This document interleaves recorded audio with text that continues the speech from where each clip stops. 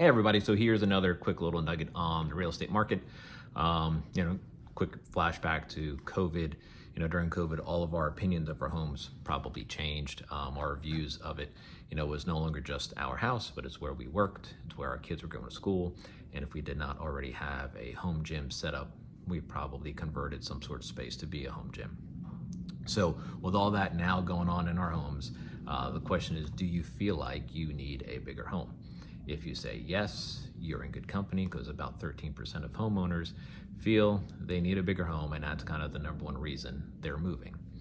As the market continues to see rates dropping as we go further into this year, we're going to see more houses, in theory, coming on the market and more buyers flooding the market for the houses.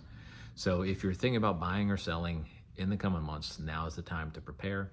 As sellers, if you're looking to get top dollar, remember not too long ago, I shared some nuggets on some home improvement projects you can do that won't break the bank and will bring the best return on investment.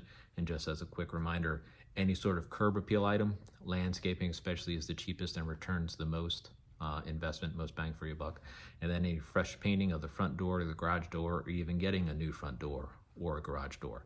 Those kind of three items for your curb appeal generally bring the biggest return on your investment. So if you have any questions about the current market, want to sell, want to buy in the coming months, give me a call. I'm here for you. All right, talk to you soon.